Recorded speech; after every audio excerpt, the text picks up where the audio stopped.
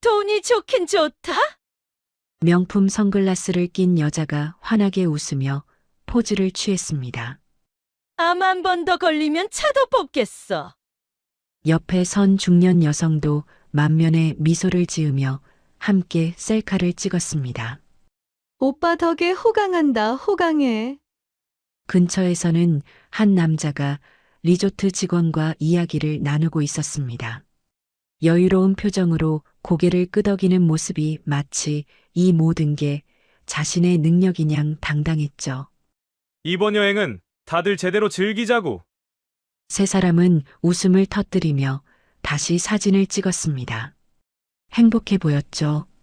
아니, 적어도 그 순간만큼은 세상 부러울 게 없어 보이는 사람들이었습니다. 하지만 이들은 몰랐습니다. 이 화려한 여행이 곧 끝날 거라는 사실을요.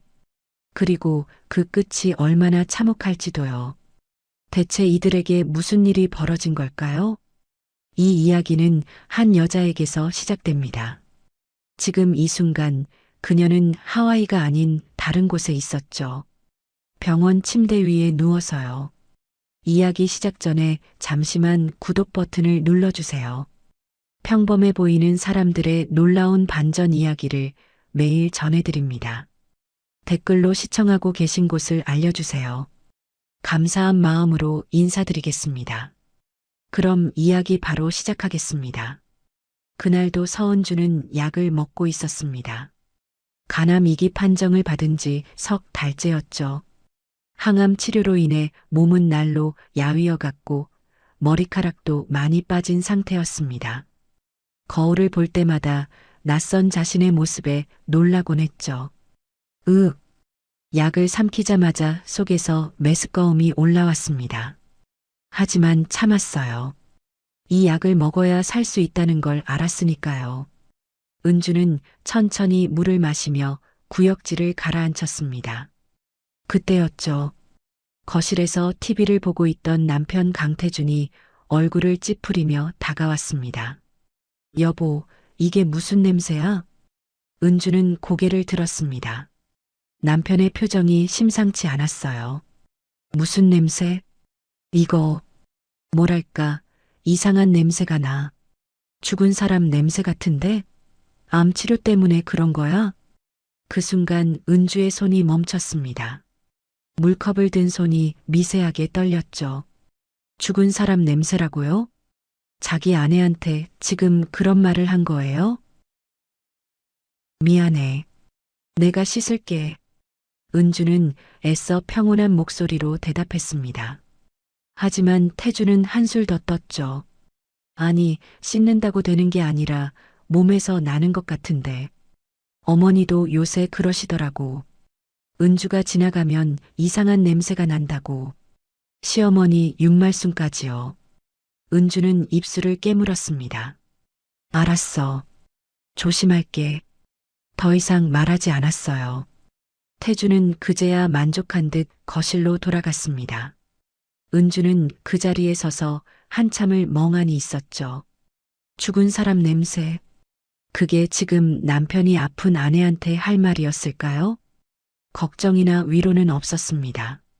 그저 불편하다는 표현뿐이었죠. 은주는 천천히 방으로 들어갔습니다. 그리고 거울 앞에 섰어요. 거울 속 자신은 확실히 예전과 달랐습니다. 야윈 얼굴, 빠진 머리카락, 창백한 피부. 하지만 그게 냄새를 운운할 이유가 될까요? 은주는 문득 깨달았습니다. 남편과 시댁 식구들이 자신을 보는 시선이요. 환자가 아니라 짐으로 보고 있다는 걸요. 치료비 들어가는 골칫거리. 빨리 나아서 집안일이나 하길 바라는 존재. 아니면 그것도 아니라면요. 은주는 침대에 앉았습니다. 지난 몇 달간의 기억이 스쳐 지나갔죠. 병원 진료에 남편은 한 번도 따라오지 않았습니다. 회사 일이 바빠서라는 말만 반복했죠. 시어머니는 문병도 오지 않았어요. 시누이 강미라는 전화 한 통 없었고요. 겉으로는 걱정하는 척했지만 실제로는 아무도 신경 쓰지 않았습니다. 내가 이렇게 당해야 하나? 은주는 조용히 중얼거렸습니다. 그리고 결심했죠. 이제부터는 모든 걸 숨기겠다고요. 사실 은주에게는 비밀이 있었습니다. 남편도 시댁 식구들도 모르는 비밀이요. 은주는 젊은 시절부터 미국 주식을 공부해 왔습니다. 아버지가 물려준 기업의 지분도 가지고 있었죠. 그 자산은 이미 상당한 규모로 불어나 있었어요. 하지만 결혼 후 한 번도 그 사실을 말하지 않았습니다. 왜냐하면 시댁의 성향을 알았으니까요. 만약 이 사실이 드러나면요, 틀림없이 더 큰 착취가 시작될 겁니다. 은주는 창밖을 바라보았습니다. 지금 이 순간부터 난 더욱 철저히 숨을 거야. 그녀의 눈빛이 차갑게 가라앉았습니다. 죽은 사람 냄새라고요? 좋아요. 그럼 정말 죽은 사람처럼 조용히 있어 주겠습니다. 하지만 그 끝이 어떨지는 당신들이 곧 알게 될 거예요. 다음 날 아침이었습니다. 은주는 평소보다 일찍 일어났어요. 남편과 시댁 식구들이 아직 자고 있는 시간이었죠. 그녀는 조용히 서재로 들어갔습니다. 이 집에서 유일하게 자신만의 공간이라고 할 수 있는 곳이었어요. 책장 뒤편에 숨겨둔 작은 금고가 있었습니다. 은주는 비밀번호를 누르고 금고를 열었죠. 안에는 서류 몇 장과 USB, 그리고 통장이 들어 있었습니다. 아버지. 은주는 조용히 중얼거렸어요. 돌아가신 아버지의 얼굴이 떠올랐죠. 아버지는 젊은 시절 작은 부품 공장을 운영하셨습니다. 처음에는 정말 작은 공장이었어요. 하지만 성실함과 기술력으로 조금씩 키워나가셨죠. 그러던 중 대기업과 납품 계약을 맺으면서 사업이 크게 성장했습니다. 아버지는 회사를 법인으로 전환하셨고 은주에게 지분 일부를 물려주셨어요. 은주야, 이건 내 몫이다. 아빠가 평생 모은 거니까 잘 지켜라. 그때는 어렸던 은주였지만 아버지의 말씀을 잊지 않았습니다. 결혼 후에도 그 지분은 은주 명의 그대로였죠. 하지만 남편에게는 한 번도 말하지 않았어요. 은주는 서류를 꺼내 펼쳐보았습니다. 주식 평가서였죠. 회사는 꾸준히 성장하고 있었고 지분 가치도 상당했습니다. 거기에 더해 은주는 미국 주식 투자도 해왔어요. 결혼 전부터 관심이 있어서 공부했던 분야였죠. 처음에는 작은 돈으로 시작했지만 시간이 지나면서 수익이 쌓였습니다. 테슬라, 애플, 마이크로소프트 같은 기업들이 성장하는 걸 일찍 알아봤거든요. 은주는 꾸준히 공부하며 투자했고 그 결과 자산은 눈덩이처럼 불어났습니다. 지금 은주가 가진 자산을 합치면요, 부동산을 제외하고도 수십억 원이 넘었어요. 하지만 이 사실을 아는 사람은 아무도 없었습니다.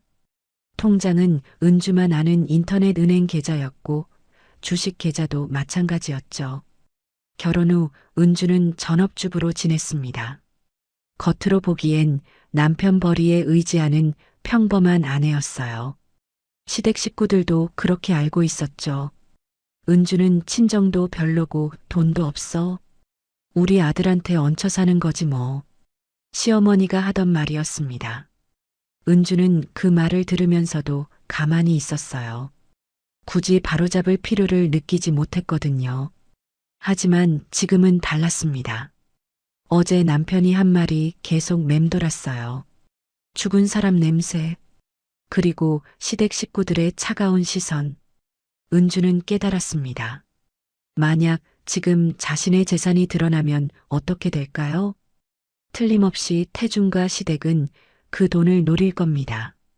당연히 가족 돈이지. 같이 써야지. 이런 식으로 말하면서 빼앗으려 들 거예요.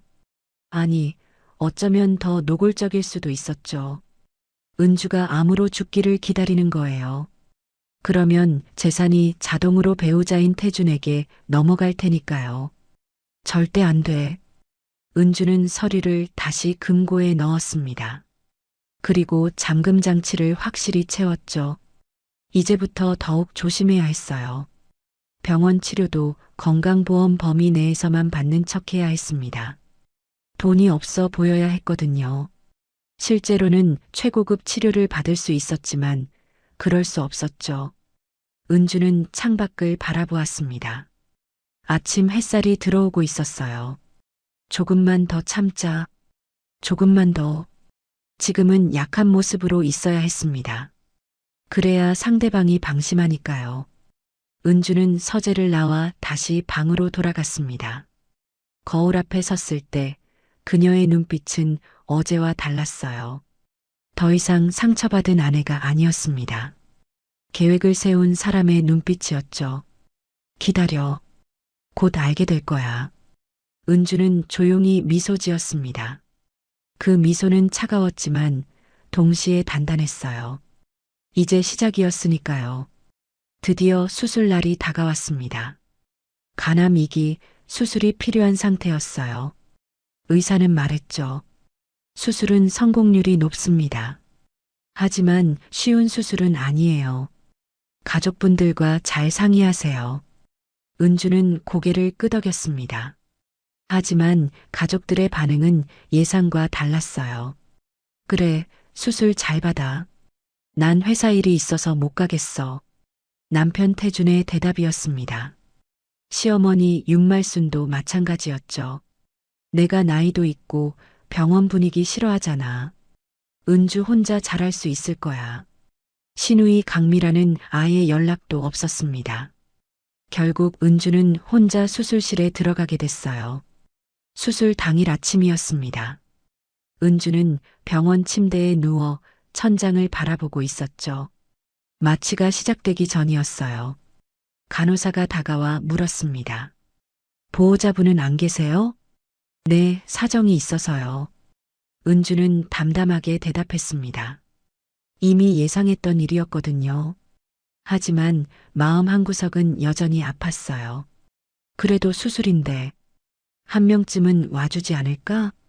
그런 기대가 있었던 건 사실이었죠. 간호사는 안타까운 표정을 지었지만 더 이상 묻지 않았습니다. 곧 마취가 시작됐어요.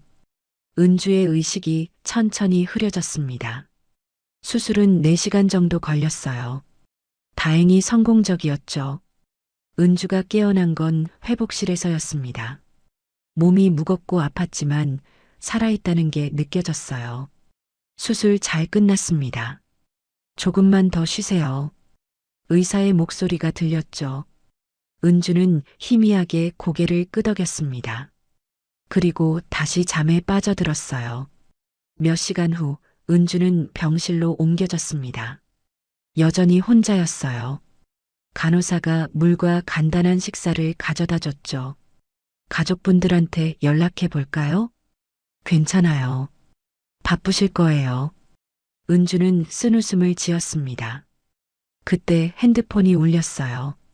병원 측에서 보관하고 있던 걸 돌려준 거였죠.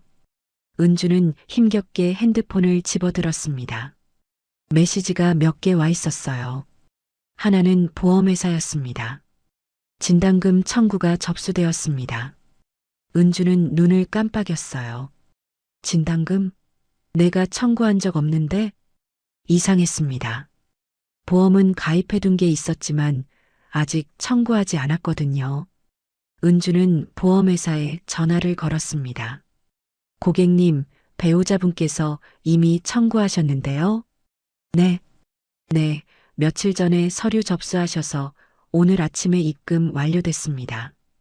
은주의 심장이 쿵 내려앉았습니다. 얼마가 입금됐나요? 7억 원입니다. 7억. 은주는 말문이 막혔어요. 그 돈이 어디로 갔죠? 배우자 명의 계좌로 입금됐습니다. 수익자가 배우자로 지정되어 있으셔서요. 은주는 핸드폰을 든 손이 떨렸습니다. 수익자 지정? 그건 결혼 초기에 남편이 부탁했던 거였어요. 만약을 위해서 서로 수익자로 해두자. 그때는 아무 생각 없이 동의했었죠. 하지만 지금 그게 이렇게 돌아올 줄은요. 은주는 전화를 끊었습니다. 그리고 남편 태준에게 전화를 걸었어요. 여보, 나 수술 끝났어. 그래. 잘 됐네. 태준의 목소리는 평소와 다름없었습니다. 그런데 보험금 말인데. 그거 내가 처리했어. 병원비도 나가고 할 게 많잖아. 7억이나 되는데 그걸 혼자 처리했어? 왜 문제라도 있어? 우리 부부잖아. 당연한 거 아냐? 태준의 말투는 태연했습니다. 오히려 은주가 이상하게 구는 것처럼 말했죠. 지금 어디야? 회사. 그런데 뒤에서 이상한 소리가 들렸어요. 파도 소리 같은 거였죠. 은주는 귀를 기울였습니다. 거기 무슨 소리 안 나? 아니, 아무 소리 안 나는데? 은주야, 나 회의 들어가야 돼. 나중에 병문안 갈게. 뚝.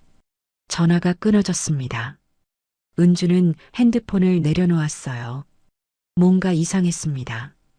회사라면서 파도 소리가 들렸다고요? 은주는 SNS를 열어봤습니다.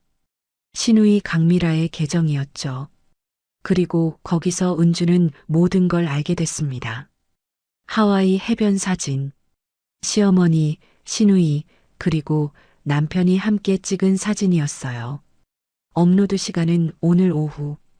은주가 수술을 받고 있던 바로 그 시간이었습니다. 가족여행, 하와이, 힐링, 행복. 은주는 핸드폰을 꽉 쥐었습니다. 아팠어요. 몸이 아닌 마음이 말이죠. 남편은 아내가 수술받는 날 7억을 빼돌렸습니다. 그리고 그 돈으로 가족들과 하와이로 떠났어요. 아내는 홀로 병원 침대에 누워 있는데 말이죠.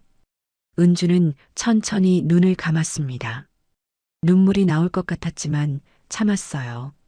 대신 다른 감정이 차올랐습니다. 분노가 아니었어요. 차가운 결심이었죠. 좋아. 이제 끝까지 가보자. 은주는 눈을 떴습니다. 그 눈빛은 더 이상 흔들리지 않았어요. 은주는 병실 침대에 누운 채 핸드폰을 응시했습니다. SNS 속 하와이 사진들이 계속 눈에 들어왔어요. 웃고 있는 남편과 시댁 식구들. 그들은 지금 이 순간에도 즐기고 있겠죠. 은주는 천천히 숨을 내쉬었습니다. 이제 시작이야. 그녀는 전화번호부를 열었어요. 그리고 한 사람에게 전화를 걸었죠. 정현우. 은주의 대학 동창이자 변호사였습니다. 은주야? 무슨 일이야? 현우의 목소리는 반가웠어요. 현우야, 지금 시간 괜찮아? 응, 말해봐. 목소리가 안 좋은데? 은주는 간단하게 상황을 설명했습니다. 수술받은 것, 보험금이 빠져나간 것, 그리고 남편이 지금 하와이에 있다는 것까지요. 현우는 한동안 말이 없었어요. 미쳤네. 진짜 미친 거 아니야? 나도 그렇게 생각해. 은주야, 지금 바로 조치 취해야 해. 그 돈 추적해서 환수할 수 있어. 아니. 은주의 목소리는 차분했습니다. 돈은 나중 문제야. 지금은 다른 게 먼저야. 뭔데? 카드 정지시켜줘. 태준이 쓰는 카드 전부. 현우는 잠시 침묵했어요. 그리고 물었죠. 법인카드? 응. 그리고 가족카드도. 사실 은주에게는 또 다른 비밀이 있었습니다. 결혼 전부터 알고 지내던 지인이 운영하는 회사가 있었어요. 그 회사의 자문 역할을 명목상 맡고 있었죠. 실제로는 투자자 겸 지분 보유자였지만요. 태준이 사용하는 법인카드가 바로 그 회사 명이었습니다. 은주가 만들어준 거였어요. 회사 일도 하는데 카드 있으면 편하잖아. 그렇게 말하며 태준에게 카드를 쥐어줬었죠. 태준은 좋아했습니다. 법인카드라는 게 한도도 높고 편했으니까요. 시댁 식구들한테도 가족카드를 만들어줬어요. 물론 모두 은주 명의의 계좌에 연결된 것들이었죠. 하지만 태준과 시댁은 그걸 몰랐습니다. 그저 태준이 능력이 있어서 회사 카드를 쓴다고만 생각했어요. 정지 요청서 내면 돼? 응. 내일 아침에 처리해줘. 그리고 연결된 계좌도 전부 동결. 알았어. 근데 은주야, 너 괜찮아? 현우의 목소리에 걱정이 묻어났어요. 응, 괜찮아. 고마워, 현우야. 전화를 끊고 은주는 다시 누웠습니다. 몸은 여전히 아팠지만 마음은 이상하게 편했어요. 다음 날 아침이었습니다. 현우는 약속대로 모든 조치를 취했죠. 태준 명의로 된 법인카드, 시어머니와 시누이가 쓰던 가족카드, 모두 정지됐습니다. 연결된 계좌도 동결됐어요. 그리고 그 시각 하와이에서는요. 태준 일행이 고급 레스토랑에 앉아 있었습니다. 여기 진짜 유명한 데래. 스테이크가 정말 맛있다던데. 시어머니 윤말순이 메뉴판을 들여다보며 말했어요. 어머니, 마음껏 주문하세요. 오늘은 제가 쏘는 거예요. 태주는 여유롭게 웃었습니다. 7억이라는 돈이 통장에 들어와 있었으니까요. 오빠 최고. 나도 랍스터 먹을래. 시누이 강미라도 신이 났죠.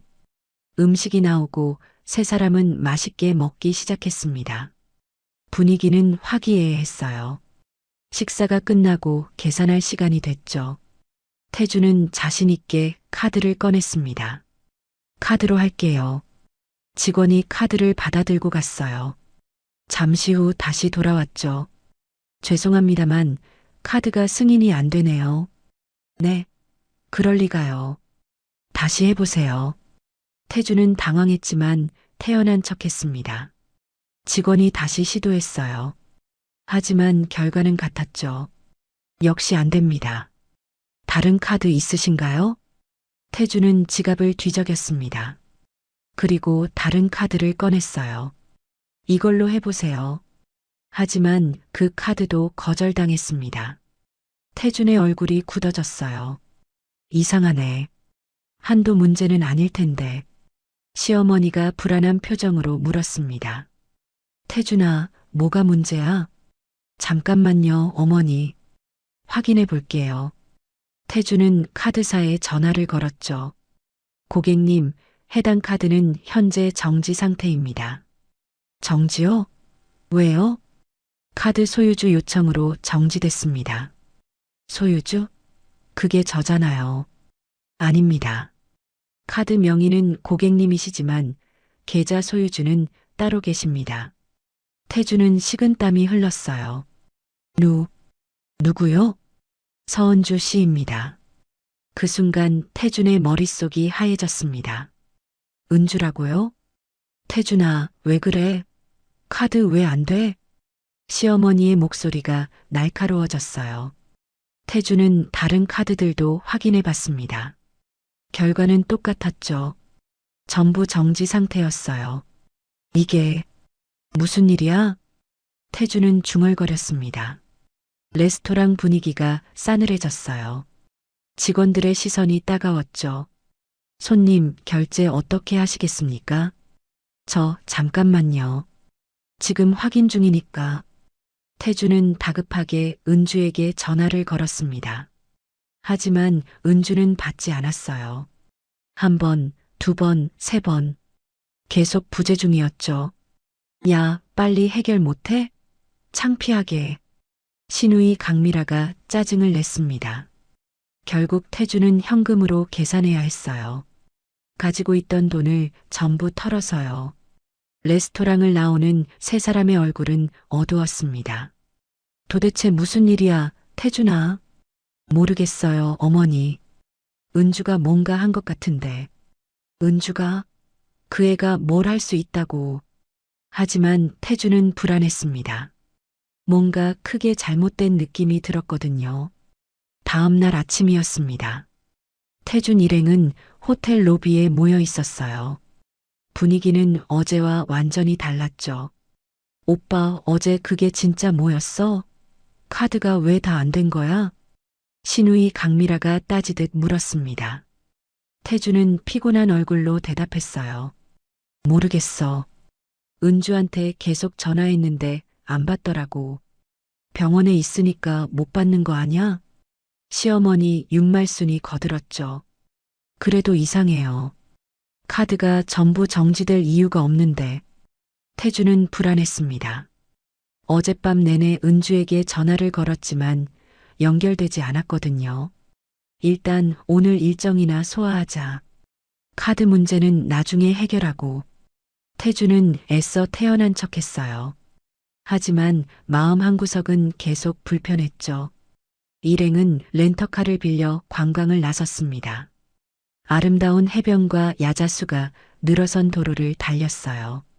겉으로는 여행을 즐기는 것처럼 보였지만 분위기는 어색했죠. 점심시간이 됐습니다. 한 카페에 들어갔어요. 커피 3잔이랑 샌드위치 주세요. 태준이 주문했습니다. 계산대에서 카드를 내밀었죠. 하지만 역시나였어요. 죄송합니다. 카드가 승인이 안 됩니다. 다른 걸로 해볼게요. 태주는 다른 카드를 꺼냈습니다. 그것도 거절당했죠. 결국 현금으로 계산했어요. 지갑 속 현금이 점점 줄어들고 있었습니다. 태준아, 현금 얼마나 가져왔어? 시어머니가 불안한 표정으로 물었어요. 조금 있어요. 걱정 마세요. 하지만 태준도 걱정이었습니다. 가져온 현금은 많지 않았거든요. 카드를 쓸 생각이었으니까요. 저녁이 됐습니다. 호텔로 돌아온 일행은 체크아웃 날짜를 확인했어요. 내일이었죠. 내일 체크아웃하고 다른 호텔로 옮기는 거지? 신우이가 물었습니다. 응, 그런데.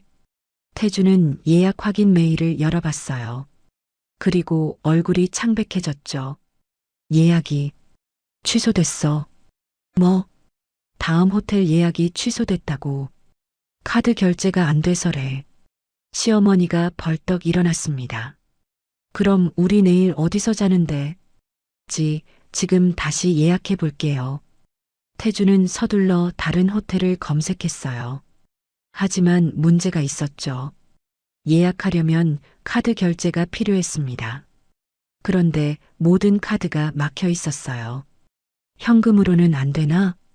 여기는 카드 결제만 받는데요. 태주는 식은땀을 흘렸습니다. 이건 생각보다 심각한 상황이었어요. 다음 날 아침이었습니다. 체크아웃 시간이 됐죠. 일행은 짐을 들고 로비로 내려왔어요. 다른 호텔 예약했어? 아직 못했어요. 뭐? 그럼 우리 어디가? 신우이의 목소리가 높아졌습니다.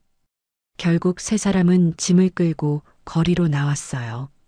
하와이의 햇살은 여전히 밝았지만 그들의 표정은 어두웠죠. 일단 카페에서 앉아서 생각하자. 태준이 말했습니다. 하지만 카페에 오래 앉아 있을 수도 없었어요. 주문도 해야 하고 돈은 계속 나가니까요. 저녁이 됐습니다. 일행은 여전히 갈 곳이 없었어요.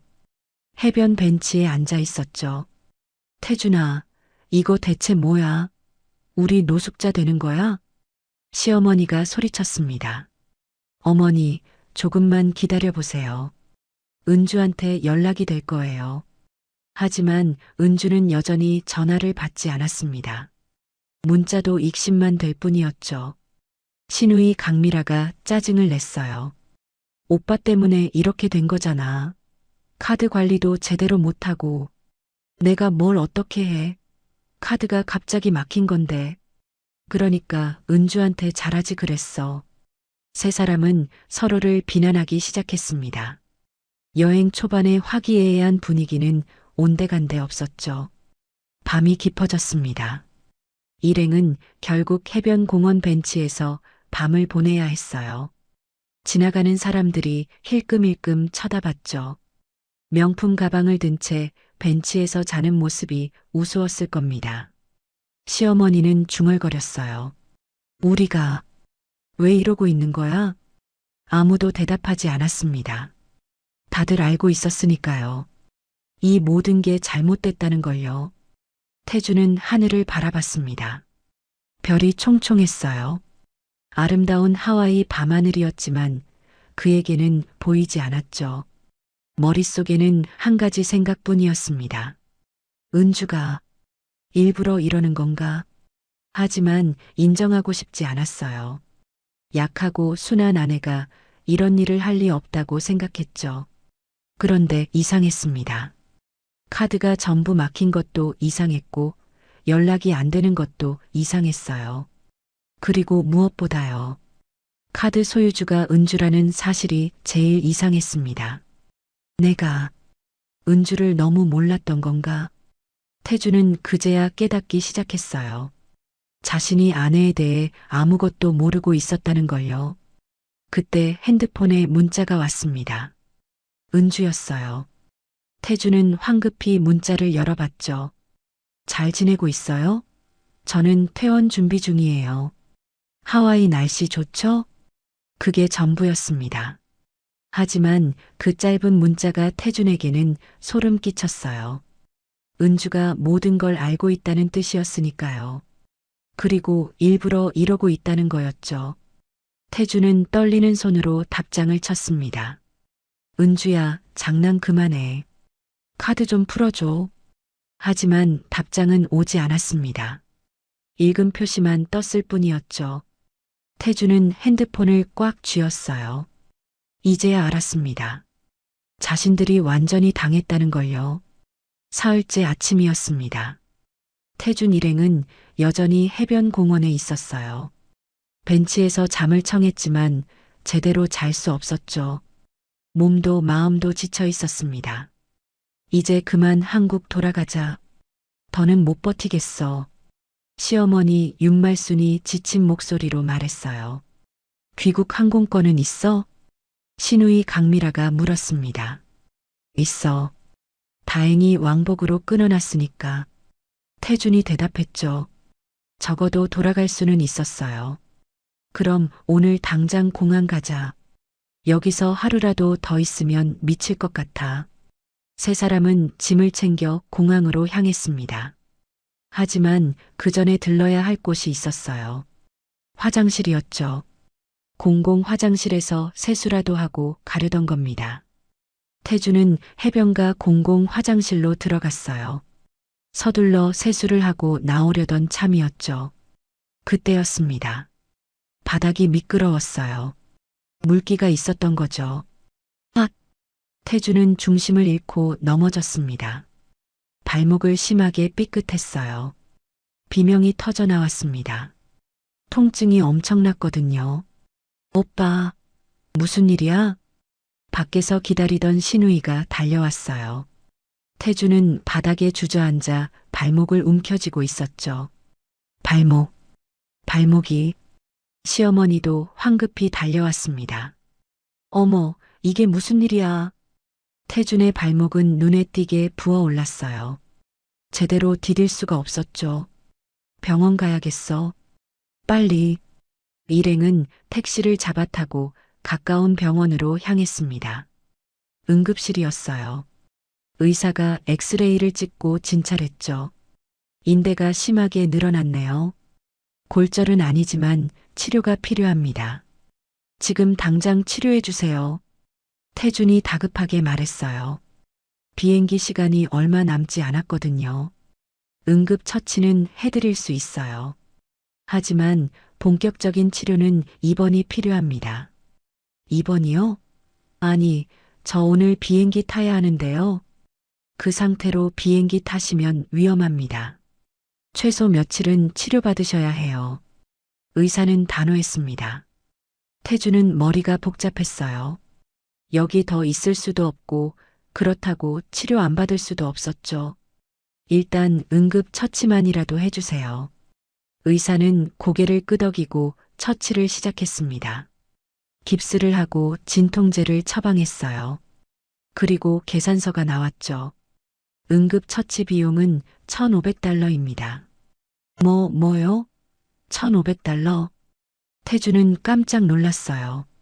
미국 의료비가 비싸다는 건 알았지만 이 정도일 줄은요. 카드로 할게요.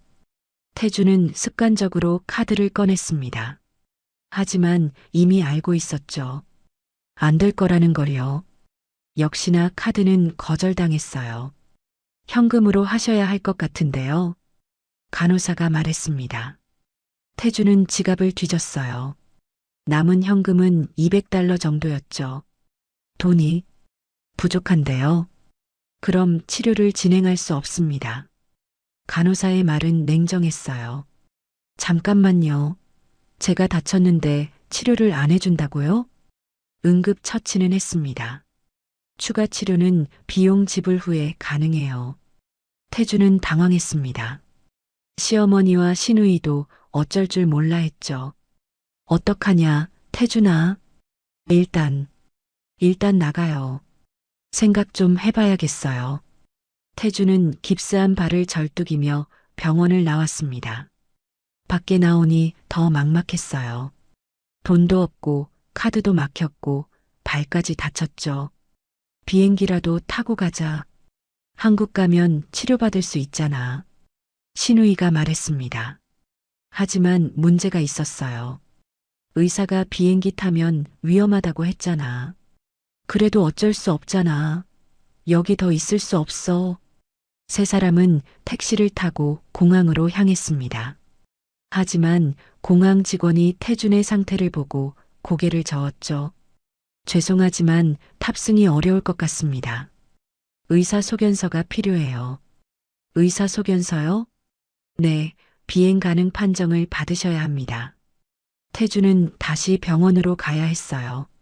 하지만 비용을 내지 못해 소견서도 받을 수 없었죠.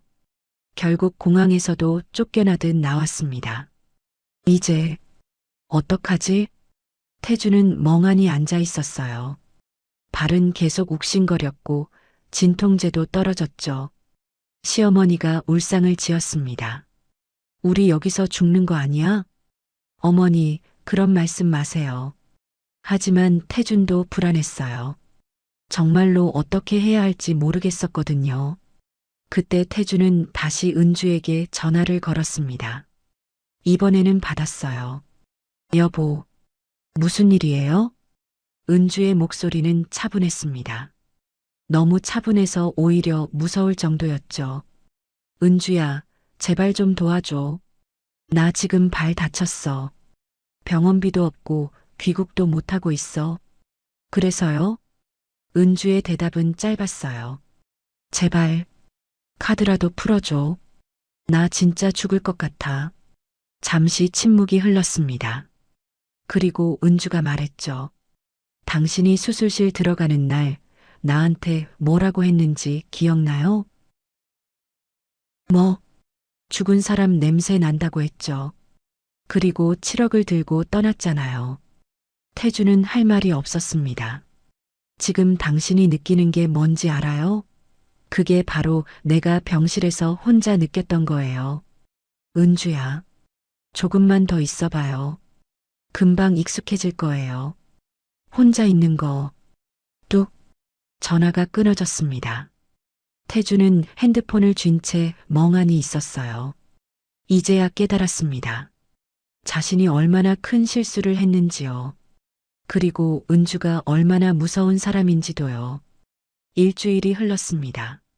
태준 일행은 여전히 하와이에 갇혀 있었어요.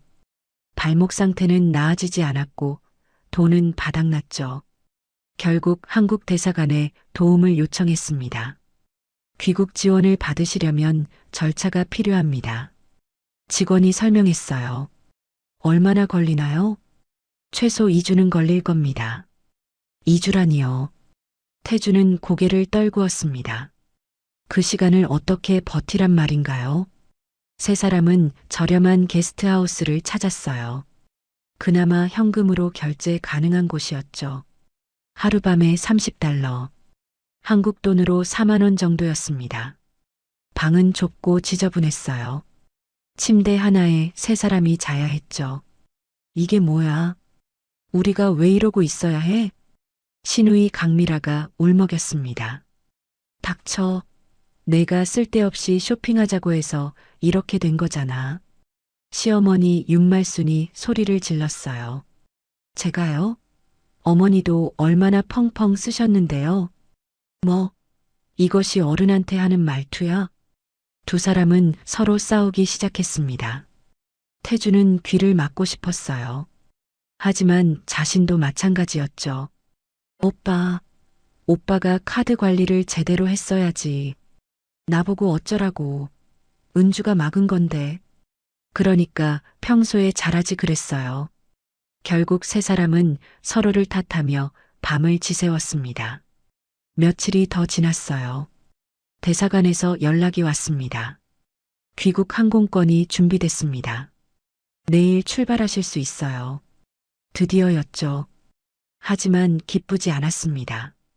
한국에 돌아가면 뭐가 기다리고 있을까요? 태주는 알고 있었어요.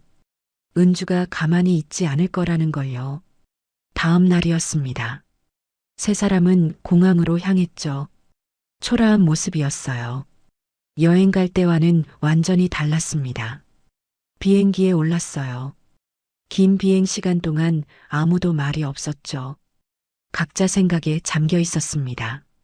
인천공항에 도착했습니다. 입국장을 나서는데 낯익은 사람이 서 있었어요. 정현우였습니다. 은주의 변호사 친구였죠.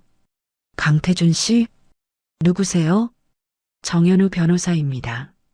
서은주 씨의 대리인으로 나왔습니다. 태주는 긴장했어요. 무슨 일로요? 이건 법원 서류입니다. 현우는 서류 봉투를 건넸죠. 태주는 떨리는 손으로 봉투를 열었습니다. 이혼 소송 통지서였어요. 그리고 횡령 혐의로 인한 고소장도 들어 있었죠. 횡령이라니 그게 무슨 소리예요? 배우자 동의 없이 보험금을 임의로 인출하셨죠. 이건 명백한 횡령입니다. 그건 부부 사이잖아요. 법적으로는 별개입니다. 특히 수익자 변경 없이 임의로 인출한 건 문제가 됩니다. 태주는 말문이 막혔어요. 시어머니가 끼어들었습니다. 우리 아들이 무슨 잘못을 했다고 이래요. 어머님, 감정적으로 대응하시면 더 불리해집니다.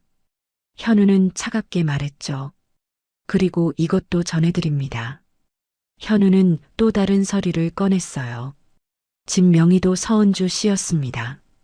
지금 당장은 아니지만 조만간 퇴거 요청이 들어갈 겁니다. 뭐? 태주는 충격을 받았습니다. 집까지요? 그럼 우리 갈 데가 없잖아요. 그건 제 소관이 아닙니다. 변호사 선임하시고 연락 주세요. 현우는 명함을 건네고 돌아섰어요. 세 사람은 그 자리에 멍하니 서 있었죠. 공항을 나와 택시를 탔습니다. 집으로 가는 길이었어요. 차 안은 무거운 침묵뿐이었죠. 집에 도착했습니다. 문을 열고 들어가는데 이상했어요. 집이 너무 조용했거든요. 은주야?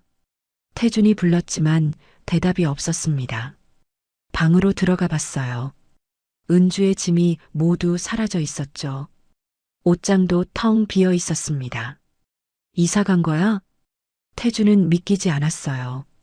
거실 테이블 위에 편지 한 장이 놓여 있었습니다. 태주는 편지를 집어들었죠. 당신들이 하와이 갈 때 난 혼자 수술실에 있었어요. 무섭고 외로웠죠. 하지만 살아남았어요. 이제 내 인생을 살 거예요. 연락하지 마세요. 그게 전부였습니다. 태주는 편지를 떨어뜨렸어요. 무릎이 꺾였죠. 시어머니가 소리쳤습니다. 이게 다 내 잘못이야. 내가 은주한테 잘했어야지. 저도 오빠 편만 들지 말고 은주한테 잘할걸. 신우이도 거들었죠. 그럼 당신들은 잘했어요?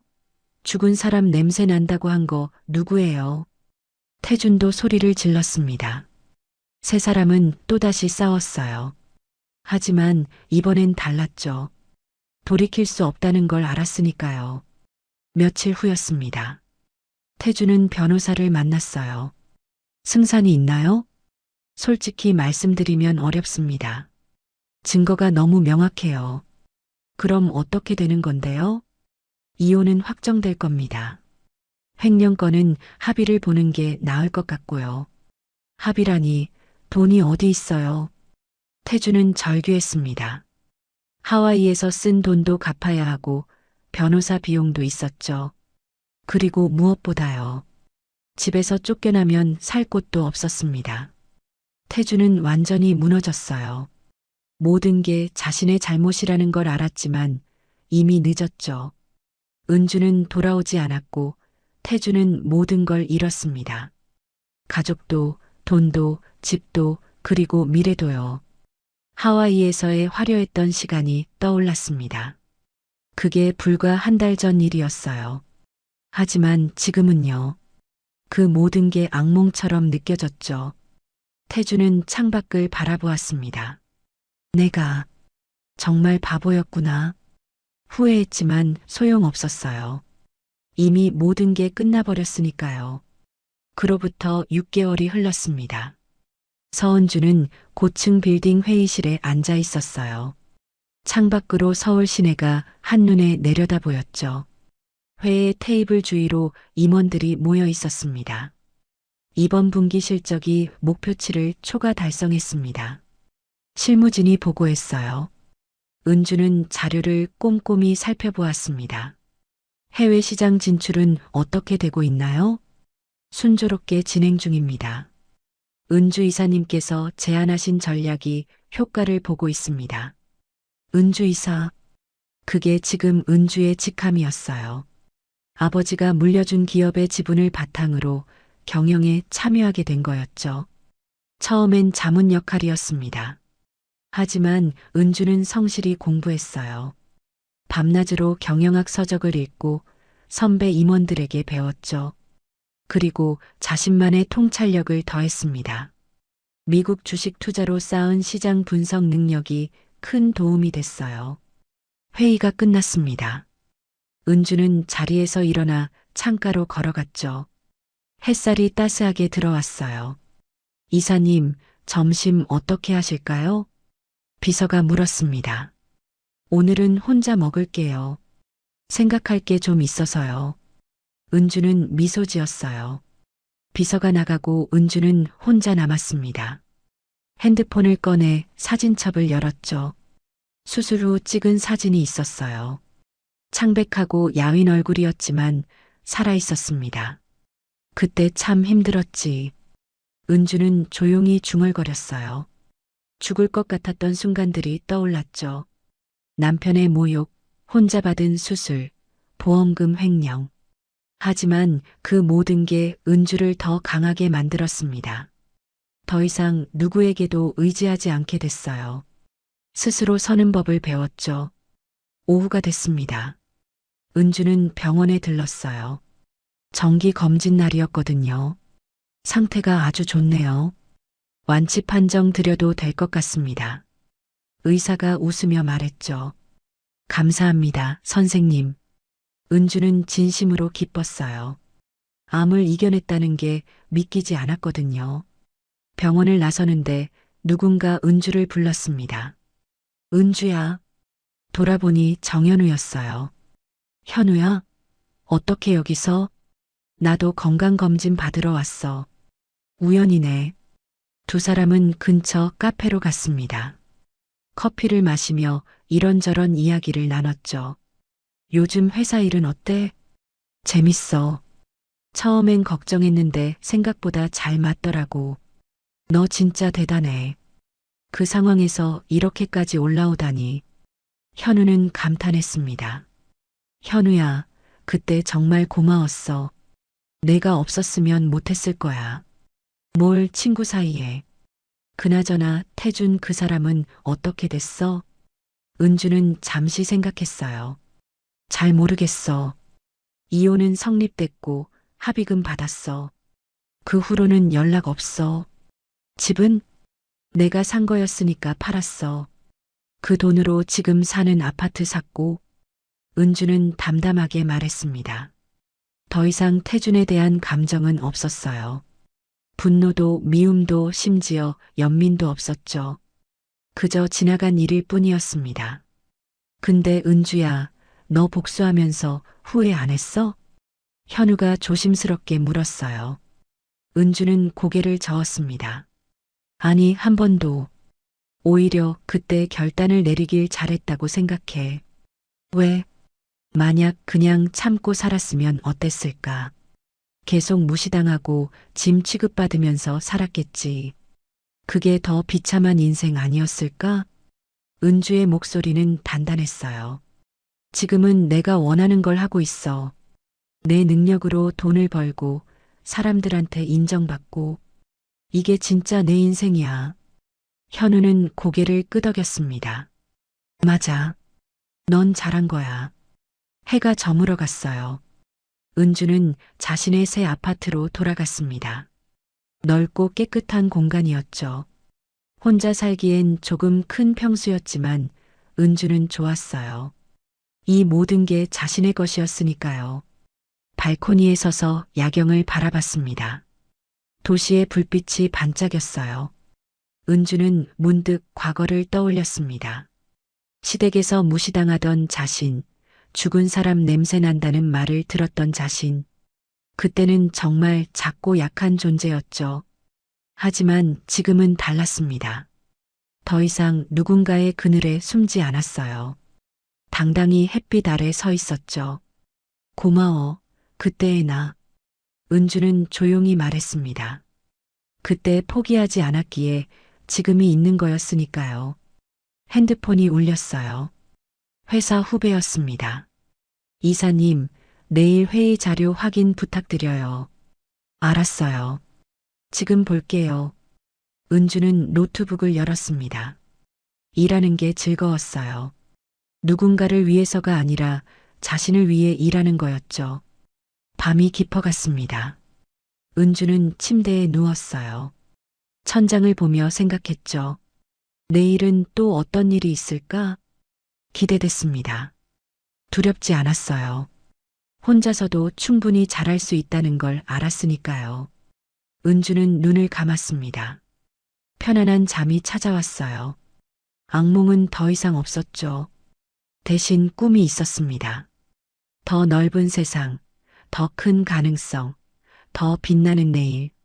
서은주는 더 이상 숨는 사람이 아니었습니다. 자기 힘으로 판을 바꾼 사람이었죠. 그리고 이제 그녀는 자신의 이야기를 직접 써내려가고 있었습니다. 아무도 대신 써줄 수 없는 오직 자신만의 이야기를요. 새벽이 밝아왔습니다. 은주는 다시 일어나 회사로 향했어요. 오늘도 새로운 하루였죠. 그리고 은주에게는요.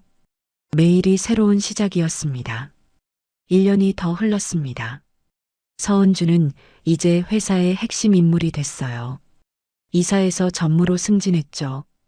해외 지사 설립 프로젝트를 성공적으로 이끈 덕분이었습니다.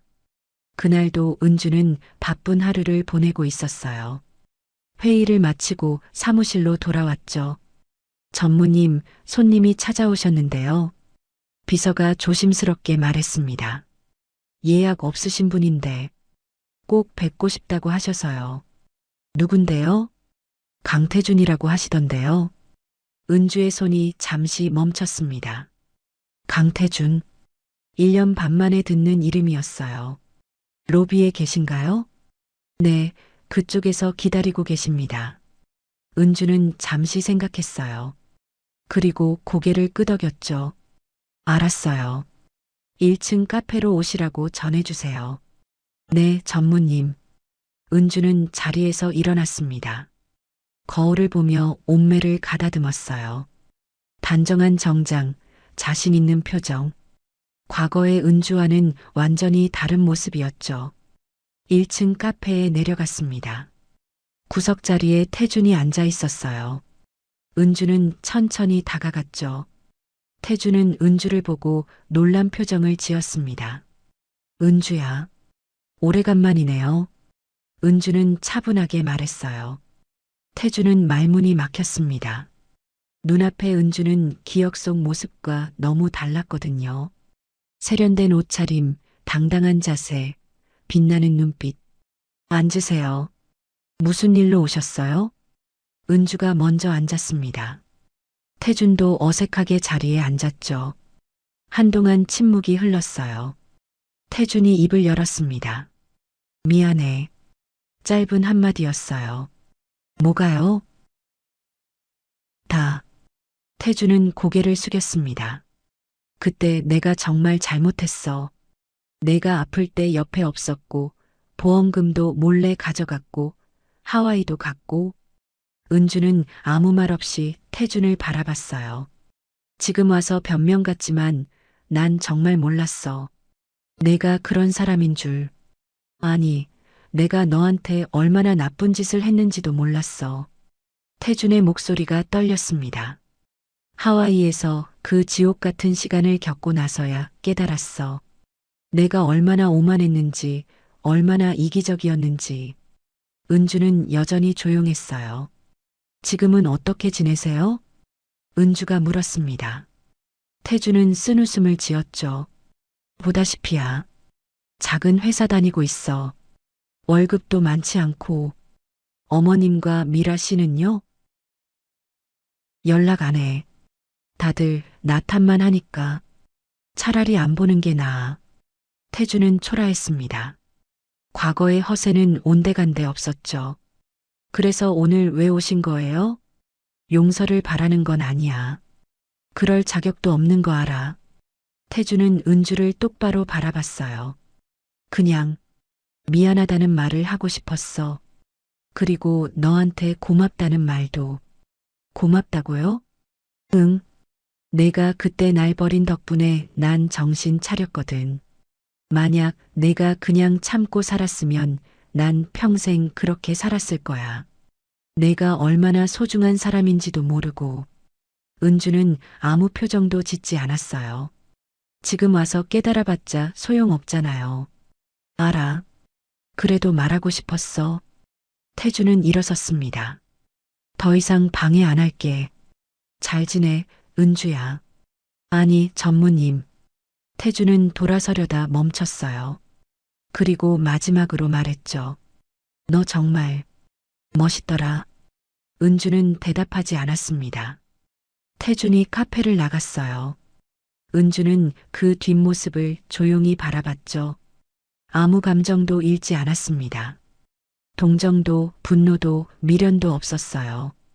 그저 지나간 사람일 뿐이었죠. 은주는 커피를 한 모금 마셨습니다. 창밖으로 태준이 걸어가는 모습이 보였어요. 구부정한 어깨, 느린 걸음. 저 사람도 자기 인생을 살겠지.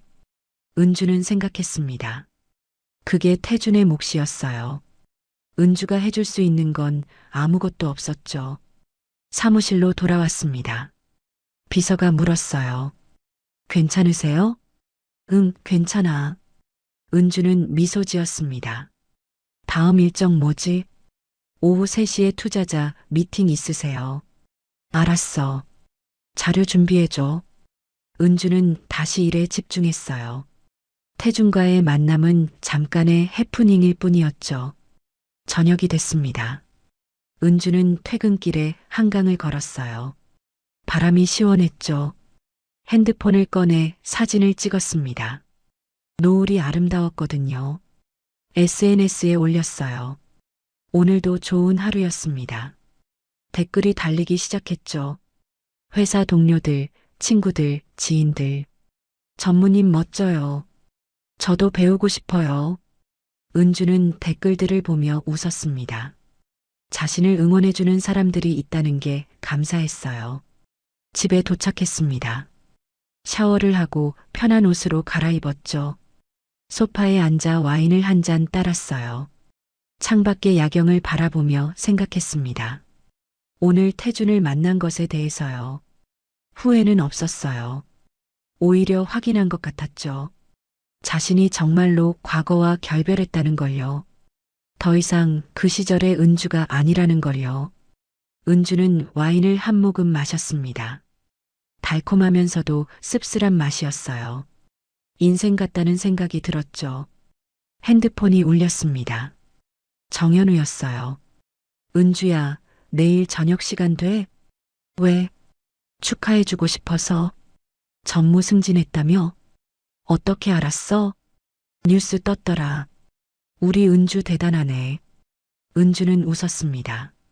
그래, 내일 보자. 좋아. 내가 쏠게. 전화를 끊고 은주는 다시 창밖을 바라봤어요. 내일은 또 어떤 일이 있을까요? 기대됐습니다. 두렵지 않았어요. 은주는 이제 알았으니까요. 자신이 얼마나 강한 사람인지를요. 그리고 앞으로 얼마나 더 성장할 수 있는지를요. 밤이 깊어갔습니다. 은주는 침대에 누워 눈을 감았어요. 편안한 잠이 찾아왔죠. 내일도 모레도 그 이후로도요. 서은주의 이야기는 계속될 것입니다. 더 멋진 이야기로요. 지금까지 사연 빛나는 밤이었습니다. 감사합니다.